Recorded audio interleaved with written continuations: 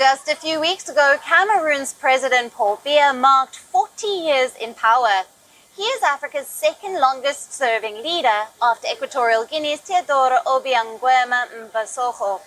But they are far from alone among leaders on the continent who have clocked up decades in office. What makes their offices so attractive that they cling to power for so long? This week, we focus on the long list of leaders who over decades are ruling some of African nations with an iron fist.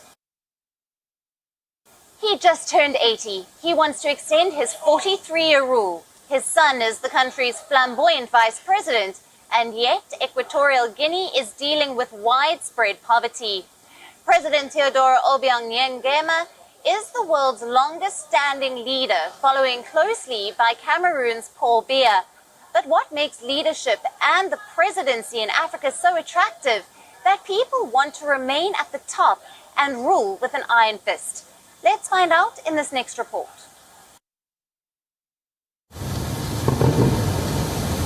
He has been president of a seldomly talked about West African country for over 4 decades. The tall, occasionally shy head of state began his rule of Equatorial Guinea when he snatched power in a 1979 coup. Under him, the country has become increasingly reclusive and reliant on oil and gas, which provides about 3/4 of state revenues. The rule of Obiang has been marked by torture of political opponents, sham elections, and widespread corruption. He has often dismissed such charges. Then there is him, Teodoro Obiang Mange, also known as Teodorin. He is vice president of oil-rich Equatorial Guinea, which is ruled over by his father. Teodorin is always portrayed as the playboy prince, and he loves the attention too. But the catch to this story is the octogenarian leader doesn't want to stop just yet. He longs to be president again. Firstly, you need to know that in a democratic state, I don't think it's good to speak about succession as though it were an inheritance. You speak of alternation, of change. Change is a better expression. In the same way, if I am at the head of the country, it is because of the will of the people.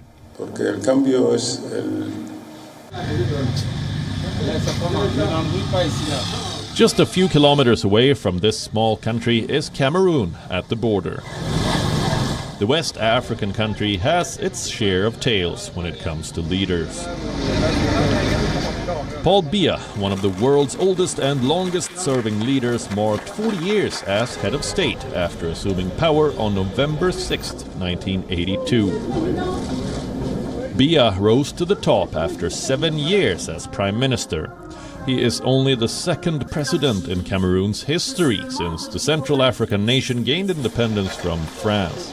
He is also the continent's longest-serving leader after Obiang. He has a constellation of loyalists in key positions and crushes or sidelines opponents and rivals.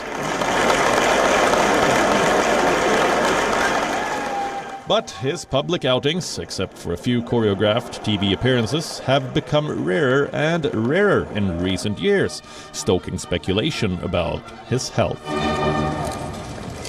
Conversations about a successor are rife. Those most commonly named are Biya's son, Frank Biya, and Finance Minister Louis-Paul Motaze. The younger Biya already has a discreet following among supporters called Frankists. In Cameroon, there is only one party whose reach stretches across the whole country. That's the ruling party, the RDPC, which uses the material, financial and human resources of the state. Only he can do that. The list of men who hold on to power is long. Until his death, José Eduardo dos Santos was in power for 38 years. He was the president of Angola from 1979 to 2017. Dos Santos was accused of corruption and human rights abuses during his time in office. Denis Sassou was also one of Africa's longest-serving presidents. He was president of the Republic of the Congo for 36 years. He first came to power in 1979 and was re-elected 3 times. Sassou was accused of corruption and human rights abuses during his office. Yoweri Museveni has been the president of Uganda for 35 years. He first came to power in 1986 and has since been re-elected 3 times. Museveni is the 3rd oldest head of state in Africa, at 78. In recent years, there have been calls for term limits in Uganda, but Museveni has resisted these efforts. In 2017, he amended the constitution to remove the president's age limit, effectively allowing him to stay in power for life. Idriss Déby ruled Chad for 31 years. He first came to power in 1990 after leading a rebellion against the military government. Déby has since been re-elected 5 times until his assassination in April 2021. Isaias Afwerki has been the president of Eritrea for 27 years. He first came to power in 1991 after leading the country's independence movement from Ethiopia. Afwerki has since been re-elected twice. Eritrea is one of the world's most militarized countries, with all able-bodied citizens required to serve in the military. This has led to a mass exodus of Eritreans, with many fleeing the country for safety and opportunity elsewhere. Djibouti's Ismail Omar Guelleh has ruled for 21 years. At 73, he won a 4th 5-year term in 2016 and sought another term in 2021. And Morocco's king, Mohammed VI, has served as monarch for 21 years. The Moroccan royal family has reigned since 1631, making it the Muslim world's oldest dynasty. It's always better to alternate. Well, there are problems with changing over when things are not going well. If things are going well, there are no problems with changing. But if things aren't going well, there are a lot of problems. We think that by alternating, things can change, a new era, a new idea. But 40 years in power is still a lot. Many experts say that countries lacking an effective political opposition are vulnerable to constitutional coups. Gawa, Africa's longest-serving presidents are a varied group, with some ruling for over 3 decades. While some have used their time in power to improve the lives of their citizens, others have become increasingly repressive and authoritarian. Sub-Saharan Africa is home to many of the world's longest ruling heads of state. Some post-colonial leaders in the 1960s and 70s sought to become president for life, with several managing to remain in power for 3 or more terms. By the turn of the 21st century, the trend of entrenched leadership had spread across the region, spurring corruption, instability, societal fractures, and economic stagnation. The trend has been thwarted in some countries, in part due to sustained pressure by civil society groups and regional blocs. But a global rise in authoritarianism threatens to undo recent progress. Leaders are increasingly securing longer terms through constitutional coups, proposing amendments for approval by the legislature or judiciary, or in national referenda that allow for additional terms in office. This practice grew more frequent after 2000, when many post-colonial leaders were nearing the ends of their constitutional term limits. It will be interesting to see how power changes hands in Africa in the coming years. Will the continent's current leaders step down peacefully, or will they cling to power until the end? Only time will tell. Bureau Report, World of Africa. South Africa has seen a huge spike in child kidnapping and murder in the last few months. Civil organizations are worried that the country is losing its fight against the menace. Our reporter, Kalden Ongmu, has filed this story. Over the past few months, several posters like these have been circulating on social media, with pleas to help find these missing children who have been allegedly kidnapped. Communities and civil society organizations believe that the issue of kidnapping is getting out of hand. According to the South African Police Service Missing Persons Bureau, a child goes missing every 5 hours in South Africa. A non-profit group, Missing Children South Africa, says the country is losing the fight against the rising number of child kidnappings. Unfortunately, South Africa has seen an alarming increase in the number of kidnappings being reported in our country in the last year. We're currently dealing with over 1,000 kidnappings being reported monthly in South Africa. We've got different types of kidnappings that we are dealing with. We've got opportunistic kidnappings, family and parental abductions, ransom demands, robberies, hijackings, kidnappings for traditional medicine purposes, and then also human trafficking that is happening. South Africa has also been declared as a human trafficking hub by the US Department of State at the end of 2021. According to a UNICEF South Africa 2021 report, between October and December 2021, 352 children were killed, 394 survived attempted murder, and 2,048 were victims of physical assault. In 2022, statistics between April and June, 243 children were killed and 1,670 were victims of grievous bodily harm. Police say they are taking all necessary measures to put these perpetrators behind bars. Police have arrested 116 suspects who have been involved in kidnapping cases where ransom demands are being made.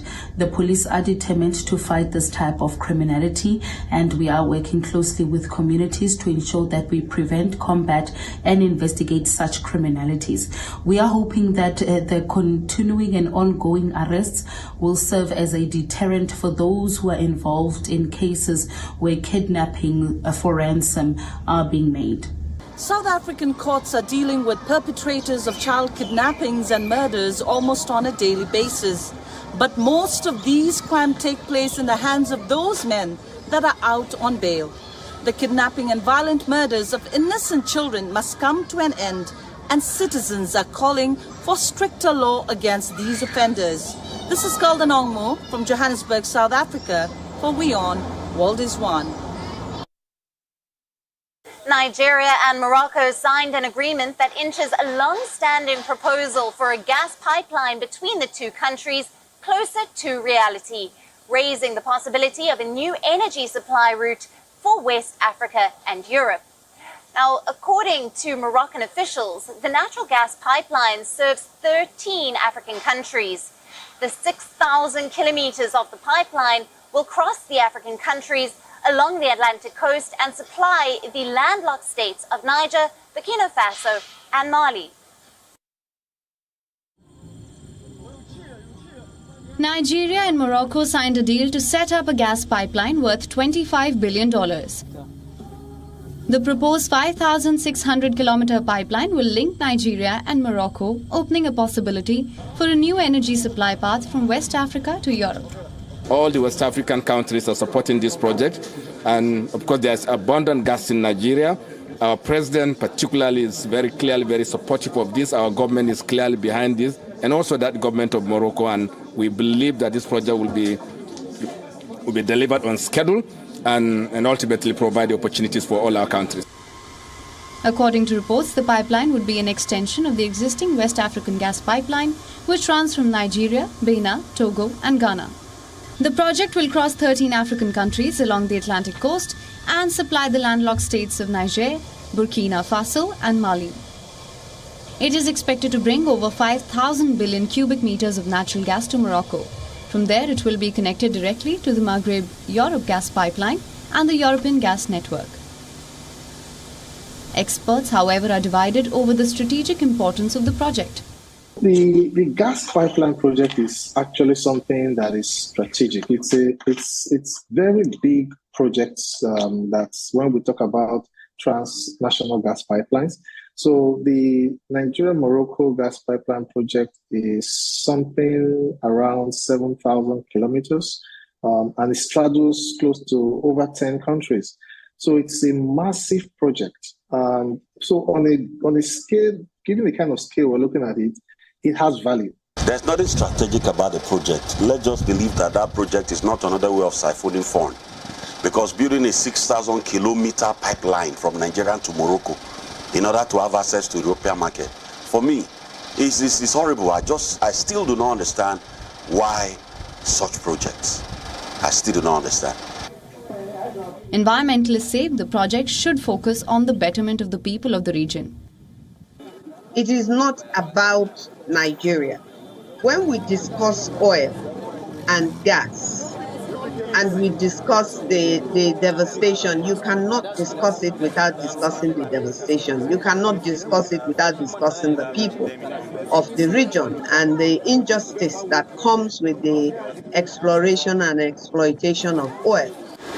This amid the issues highlighted at the ongoing COP27, where experts say wealthy nations are not delivering enough climate finance to expand renewables. Only 16 out of 54 African states have significant reserves, with 60% of those reserves held in 4 countries: Algeria, Angola, Nigeria and Mozambique. Reactions have continued to trail the Nigeria-Morocco gas project, estimated at $25 billion, with a length of about 5,600 kilometers. While some have seen it as another white elephant project that might not see the light of day, while huge resources will be expended at pre-investment activities, others have described it as a vector of hope for over 440 million Africans. From Lagos, Nigeria, Louisa Olani, WION, World is One. In a small town in Niger, children are celebrating going back to school for the first time in the past 5 years. This region was haunted by terrorist violence, which forced many families to flee for their safety. Now, new centers are helping displaced children to resume schooling. Niger, a country in West Africa, is one of the poorest countries in the world. Amnesty International says that armed groups in the country have committed human rights abuses, including war crimes. With blue school bags bouncing off their backs, hundreds of school children hurtle down small sand dunes, eager to attend classes again. These boys and girls are survivors of suffering and trauma that few children of their age could conceive. Their new school is in the town of Olam in southwestern Niger, a region that for 5 years has been plagued by attacks unleashed by groups linked with Al-Qaeda and the Islamic State group. In this center, apart from the official program, we teach psychosocial support to children who are in a stressful situation. This support allows the child to relax, to distract themselves from some of the problems they have experienced before. The UN Children's Agency UNICEF says 817 schools with more than 72,000 children, including over 34,000 girls, have closed in Niger, mostly in Tillaberi, the border region where Olam is located. The government says around 17,000 students have re-entered the school system and another 55,000 are set to follow suit, enrolling in around 20 centers for displaced children across southwestern Niger. I have more than 90 schools closed, so this situation has prompted the regional management to think of a response. And this response is called Education Tillaberi with a roadmap. This roadmap created the cluster centers in the Tillaberi region, including 3 cluster centers in Olam. In Olam, almost 1,600 school children, some of whom had not attended classes for 3 years, are registered with 3 centers built near a site for displaced people. The sites offer free canteens, a vital resource for families who have escaped violence in a nation that by UN's Human Development Index is the poorest in the world. Lessons take place in shelters or classrooms equipped with tables and benches provided by NGOs. In others, the pupils must learn on the floor. La situation pour les écoles est très préoccupante. The situation for schools is very worrying and is even becoming dramatic. There are more than 890 schools that have been closed here in Niger. As an alternative, many children have been grouped together in school centers, where it is much more difficult to give them access to quality education. We are doing this work to support the country's school system, so that all levels of schooling, children can catch up on the backlog that has accumulated. In 2021, Amnesty International warned the recruitment of young boys aged 15 to 17, mainly by the Al-Qaeda-affiliated group GSIM, particularly in the Torodi area near Burkina Faso, in agreement with their parents. When they arrived, many of the children showed signs of distress and trauma. Some were isolating themselves, others were very aggressive. They are now concentrating in class and the results are encouraging.